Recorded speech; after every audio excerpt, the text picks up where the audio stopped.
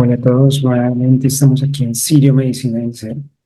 Mi nombre es Juan Mauricio, soy médico, especialista en dolor, especialista en medicina del deporte y también en ciencias del conocimiento cognitivas. Hoy decidimos hablar de un tema que nos ha consultado varias personas y es la resistencia que se genera a aprender, la resistencia a aprender algo nuevo. ¿Y por qué hablamos de esto? Hablamos de que existe una resistencia desde lo físico hasta un nivel cuántico. Y cuando la podemos entender, comprendemos qué circunstancias son las que nos limitan a aprender. Cuando empezamos un proceso de aprendizaje nuevo, se genera una cierta resistencia que se expresa, por ejemplo, en limitaciones para enfocarse.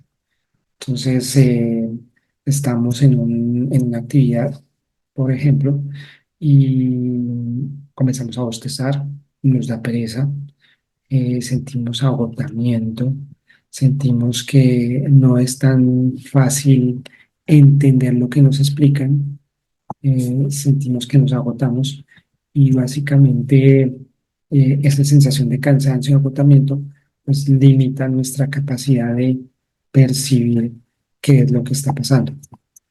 Pero también hay otras circunstancias, como por ejemplo la empatía con el que explica, o con, por ejemplo, con el maestro o con el instructor. Puede haber un conflicto de ego que puede hacer que sea más difícil entender lo que te están explicando. Entonces, queremos revisar toda esta información desde los principios de por qué ocurre físicamente y por qué se expresa hasta un nivel cuántico. Y finalmente hablamos que a veces muchos de estos procesos que son incómodos, que no nos dejan, digamos que realizarlos y desarrollarlos de manera adecuada, nos invitan a procrastinar, a aplazarlos. Entonces hay una metáfora muy importante y es que cuando las personas, por ejemplo, van al médico, el médico les puede decir, mira, usted necesita un tratamiento médico, necesita tomarse estos medicamentos, necesita tomarse estas pastillas porque tiene esta enfermedad. Al principio, el solo momento de decirle que necesita este manejo crea una resistencia y esa resistencia puede ser transitoria o puede ser prolongada. Pero como las personas, digamos, que ven que, por ejemplo, tiene una infección de la garganta, le dice, tomas este tratamiento y sabe que lo va a mejorar. Entonces, al final, cuando termina el tratamiento, dice, me fue muy bien y no puse ninguna resistencia. Esa resistencia que se presentó inicialmente se olvida. Lo mismo ocurre cuando las personas, por ejemplo, van al nutricionista. El nutricionista les puede decir, miren, usted necesita un manejo dietético para manejar su peso, para disminuir de peso. Y de entrada ahí ya hay una resistencia, porque sabe lo que implica o reconoce lo que implica en el cerebro, la mente, que le va a generar un esfuerzo y le va a generar unos cambios. Entonces, estas resistencias cortas se presentan, pero a medida que la persona o el paciente va transitando lo que le toca hacer, digamos que disminuye. Pero cuando la cuestión es una terapia, cuando es algo más profundo, ahí la resistencia se genera por más tiempo y puede que se genere o que se prolongue y sea difícil terminarla o cumplir las tareas. Entonces, nosotros hemos identificado, pues no solo nosotros en la consulta, sino también diferentes estudios, donde modificar un comportamiento, un hábito, o reparar el poder de traumas, la resistencia es mayor y las posibilidades de no continuar también aumentan.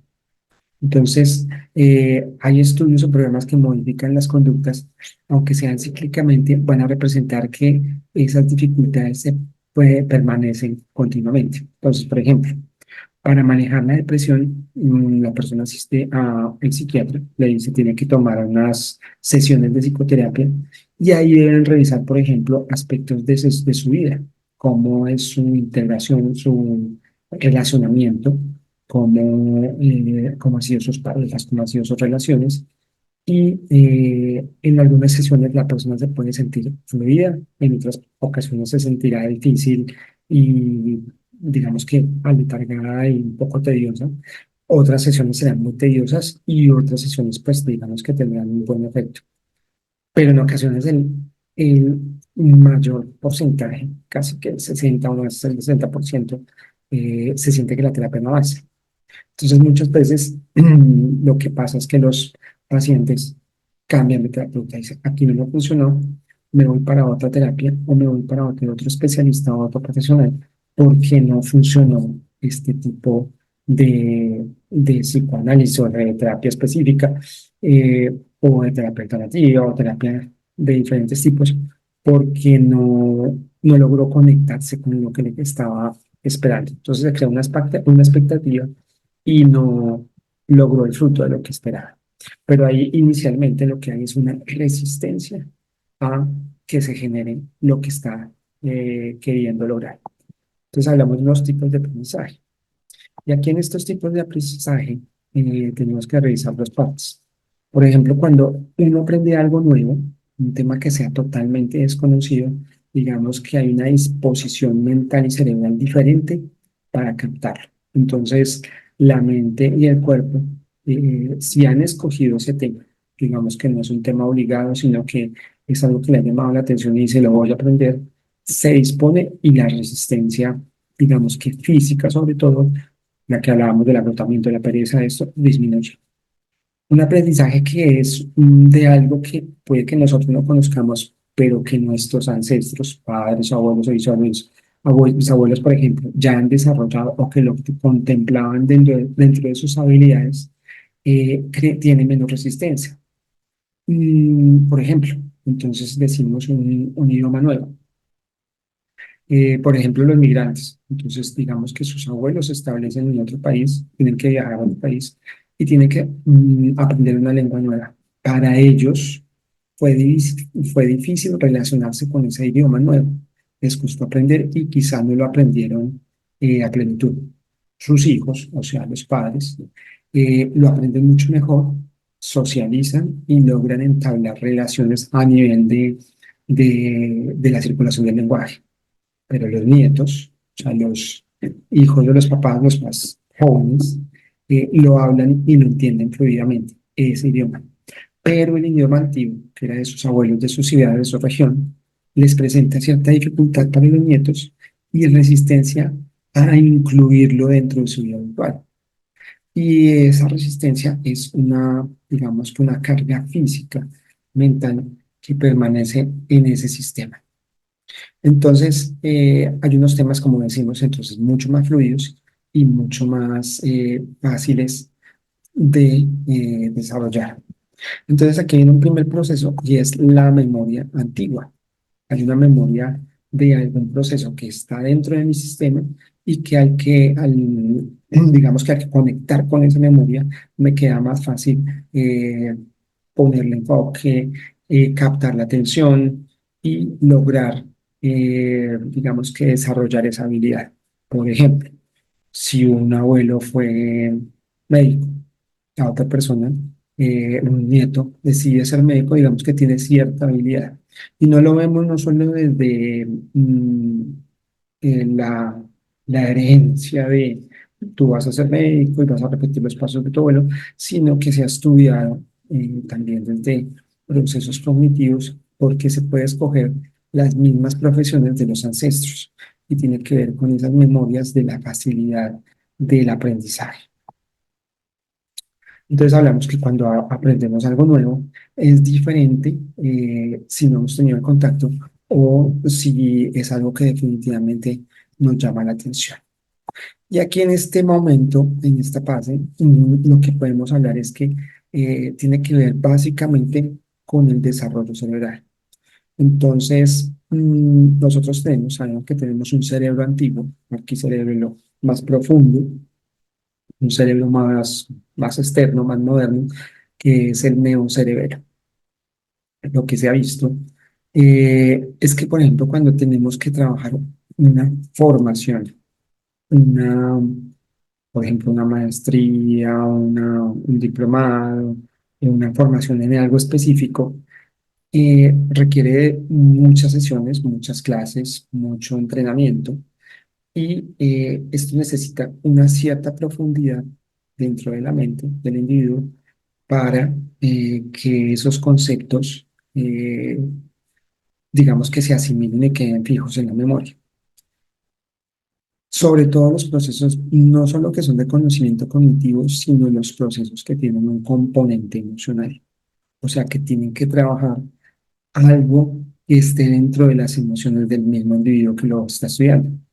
Entonces deben removerse cierta cantidad de capas de información y memorias que se han anclado a través del tiempo en las diferentes estructuras cerebrales. Y es cuando entonces hablamos de ese antiguo arquicerebelo más profundo, más arcaico, y el neocerebelo que está más relacionado con la corteza. Entonces, el primero, que es el más profundo, el arquicerebelo, nos está hablando de, de procesos que están relacionados, por ejemplo, con una reacción más básica, más de supervivencia, más de huida, de excitación. Y el segundo, que es el el neocerebelo, está relacionado con procesos, digamos que más lúdicos, más creativos, donde están más asociados a, digamos que al placer, pero no solo al placer físico, sino al placer sentimental, emocional. Entonces lo que estamos aprendiendo es que se van a relacionar las memorias, tanto antiguas como nuevas, se van a modificar y ahí es donde las memorias entre más profundas estén, más van a estar relacionadas con un campo mórfico más amplio, más denso, más lento, más rígido. El campo mórfico del neocerebelo, de las memorias que están en el neocerebelo, ese neocerebelo es más moldeable, se conecta más con la creación y es más susceptible de modificarse, o sea, de crear un campo morfogenético. ¿Qué son los campos mórficos? Son, eh, digamos que espacios donde las memorias están contenidas de diferente tipo. Es un concepto, una teoría de Rupert Sheldrake, y él nos habla de ese concepto de los campos mórficos. Entonces decimos que puede haber múltiples campos mórficos donde se están incluidas las memorias no solo de nosotros, sino de nuestros ancestros, y dentro de ese sistema nos podemos estar conectando y de ahí estar, digamos que desarrollando nuestro día a día. Pero si bien esos campos mórficos nos brindan una información, mm, ¿con qué se conectarán? O sea, ¿cuál es el principio relacionado con lo que estamos hablando de aprender? Si el campo mórfico tiene más atracción, es más denso y más grande, el movimiento que tenemos que generar para romper ese vínculo con ese campo es mucho más fuerte. Por lo tanto, ese campo tiene una mayor resistencia. Es un campo que nos genera mayor dificultad salirnos o dejar de estar eh, conectados con él, por decirlo así. Así que este primer punto de conexión de la resistencia en nuestras memorias de nuestros arquicerebelos genera también una conexión con las memorias de nuestros antepasados. Entonces, al ser arquicerebelo, tiene esa conexión con nuestros antepasados, son memorias de supervivencia, memorias de, eh, digamos que de sobrevivir. Así que, por ejemplo, ideas de es difícil, es imposible, no puedo, esta fue la vida que me tocó. Y es aquí donde la conciencia, ese es el primer punto, debe conectarse con algo más grande, con una, digamos que con una voluntad superior que le permita decir, yo sí puedo, yo puedo modificarlo y tengo el permiso y la capacidad para hacerlo. Entonces hasta aquí llegaría el primer punto sobre por qué se genera la resistencia. Pero vamos a mirarlo desde la parte física. Ya hablamos entonces de la fisiología celular. la fisiología celular a nivel de las membranas celulares y sobre todo de las neuronas se mueve a través del intercambio iónico para que se mm, altere el equilibrio de las polaridades que hay a un lado y a otro lado de la célula. A eso le llamamos, pues, o se le llama despolarización celular.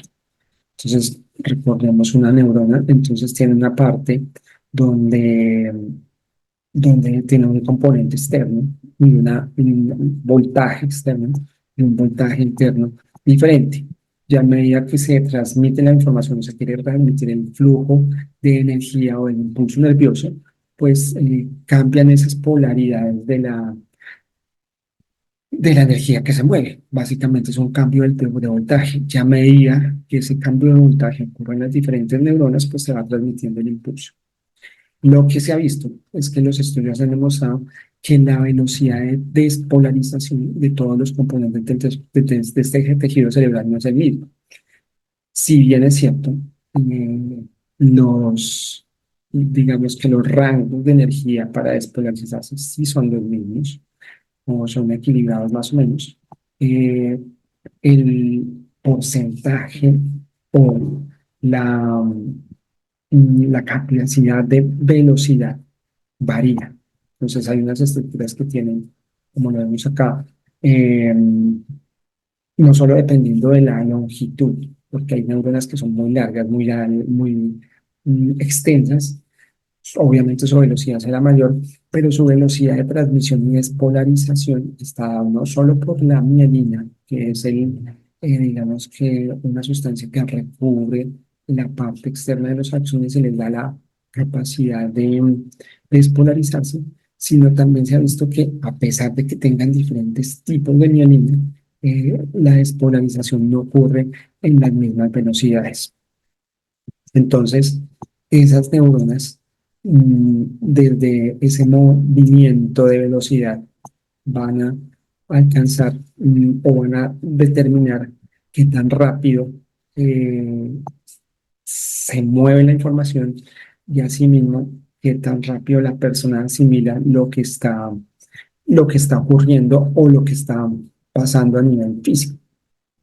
Entonces, ¿qué se ha visto? Que hay factores que pueden determinar esas diferencias de velocidades.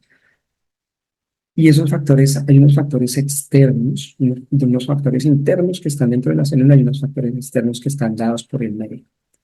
No solo por el medio donde están las células, el medio celular, sino por el medio externo del cuerpo.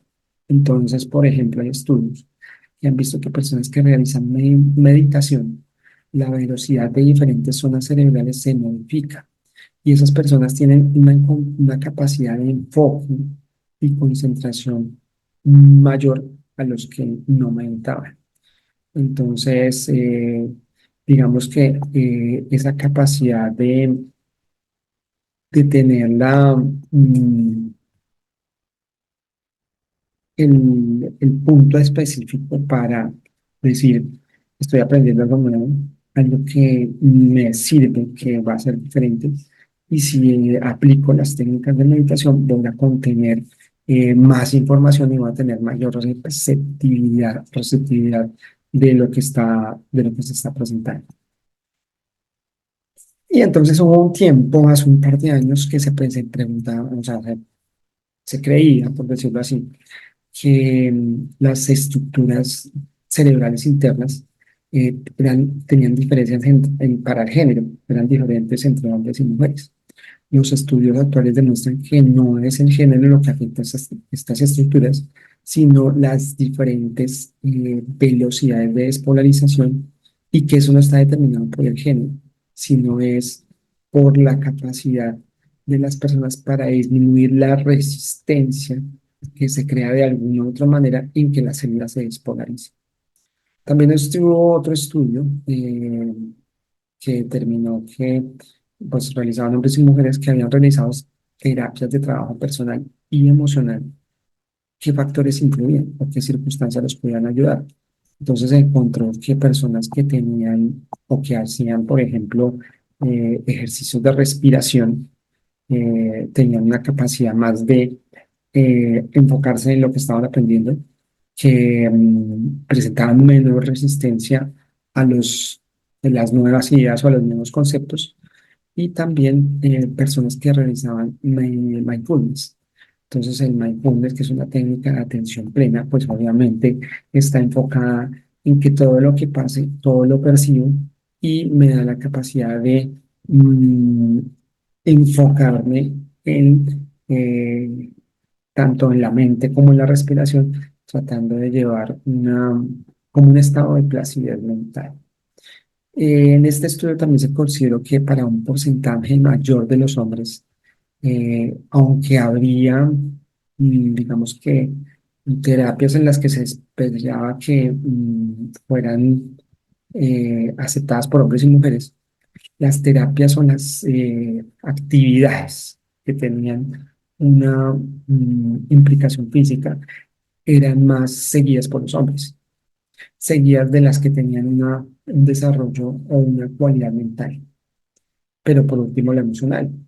Y era contrario al porcentaje en este estudio de las mujeres, porque ahí se evidenció que para las mujeres era más importante eh, terapias de estudios donde el factor emocional fuera más relevante. Entonces, aquí podemos decir que hay unos factores que modifican esa capacidad de enfoque o que influye. Entonces podemos decir, ¿influye el género? El género no influye, pero sí influye cómo la persona sienta qué es lo que va a trabajar, si es lo físico, si es lo orgánico, si es lo emocional, perdón, si es lo mental. Y ahí es donde reconocemos, o sea, a través de estos estudios que han hecho, que definitivamente pues las mujeres pueden tener una ventaja en disminuir la resistencia de esa velocidad de despolarización de ciertas estructuras cerebrales, porque están más dadas a entender los procesos, no desde lo mental, sino desde lo emocional.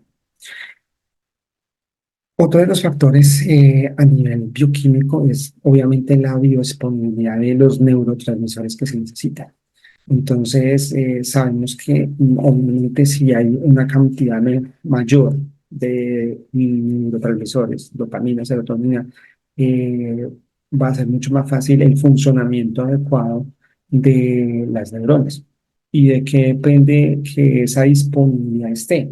Pues, por ejemplo, depende también de la capacidad del cuerpo de generarlos.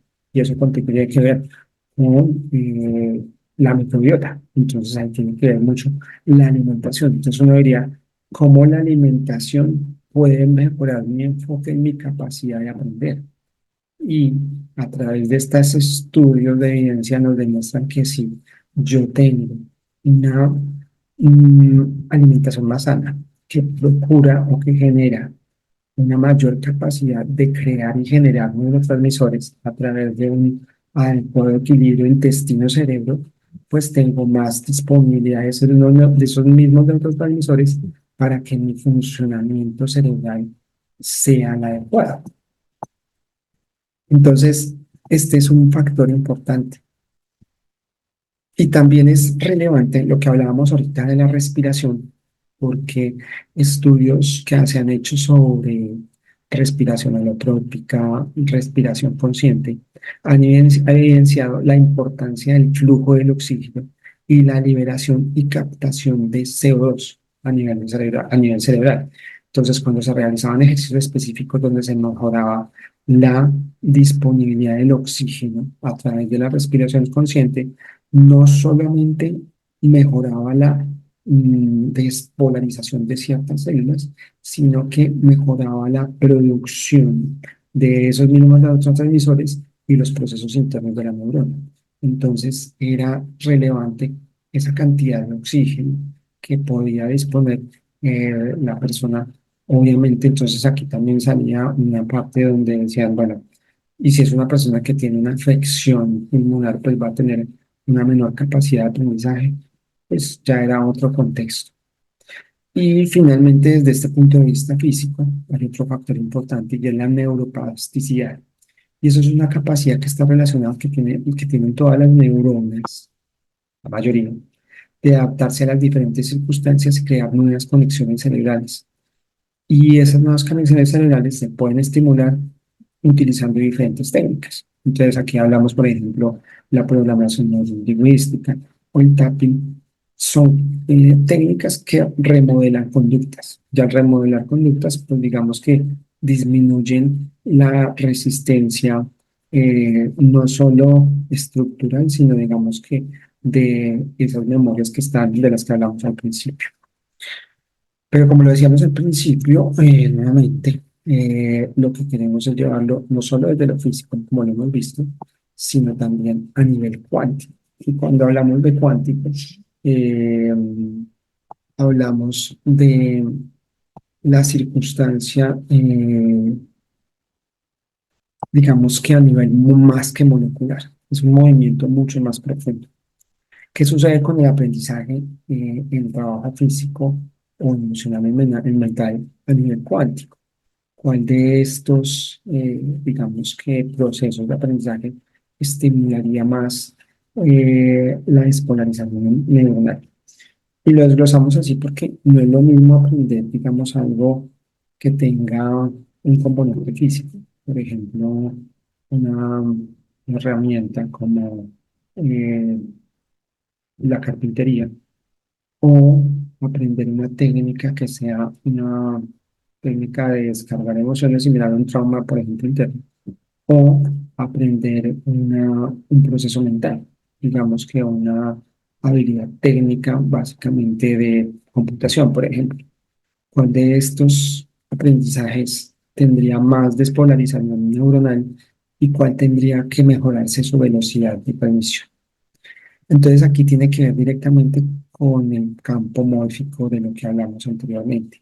¿Cuál de estos tipos de aprendizajes eh, mm, tiene mayor resistencia dentro del campo de memorias?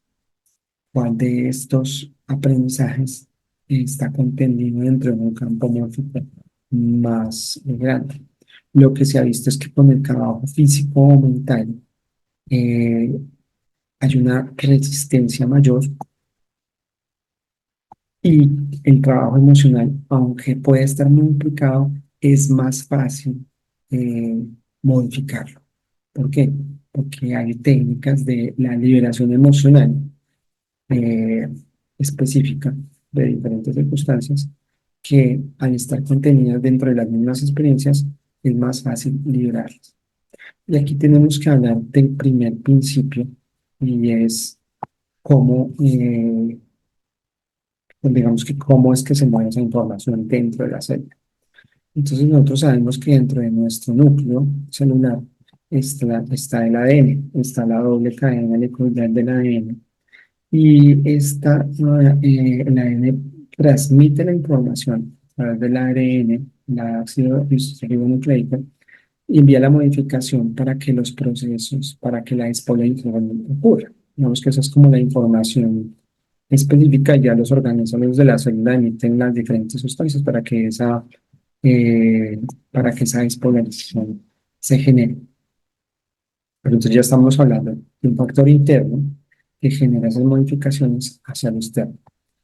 Entonces la doble cadena de nucleótidos del ADN está unido por enlaces, y estas se enrollan de forma espiral y mantienen movimiento levógiro.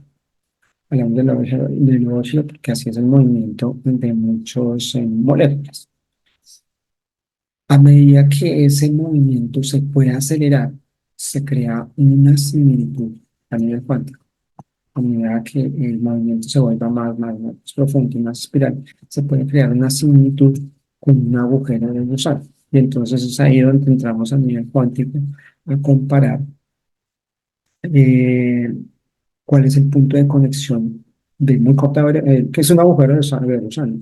Es un punto de conexión de muy corta duración que genera un puente entre el espacio y el tiempo. Y ese puente modifica la memoria de ese espacio antiguo, de ese tiempo pasado, acortando el tiempo y modificando lo que ocurrió en ese espacio, y crea una nueva memoria mucho más fluida que reacciona dentro de ese campo mórfico y genera lo que llamamos el campo morfogenético, donde es la posibilidad de que las memorias anteriores, resistentes y pasadas, ya no estén y se generen unas nuevas memorias basadas en ese principio de ilusión de esa resistencia. También se habla que hay algo que es la espuma cuántica. Y en esta teoría, que es una teoría creada eh, digamos, por partículas virtuales de muy, muy alta energía y de muy alta vibración, está relacionada con esa teoría cuántica de campos. Estas partículas se generan rápidamente, pero al mismo tiempo son destruidas rápidamente. Y esa interacción de esas partículas depende de cómo se observe. Entonces, ¿qué es lo que ocurre? Que en el momento que la persona hace el proceso de identificar qué es lo que está pasando con la resistencia, es un movimiento que ya se está dando desde su componente celular interno, que le está diciendo, fije la atención. Y esos momentos de fijar la atención llevan a que se liberen las resistencias desde lo cuántico. Uno diría, pues es muy sencillo para que sea un proceso tan complejo, pero la evidencia es que esos procesos que sean internos desde la célula son los que se reflejan a nivel externo desde todo el cuerpo, desde toda la emoción y desde todo el campo mental.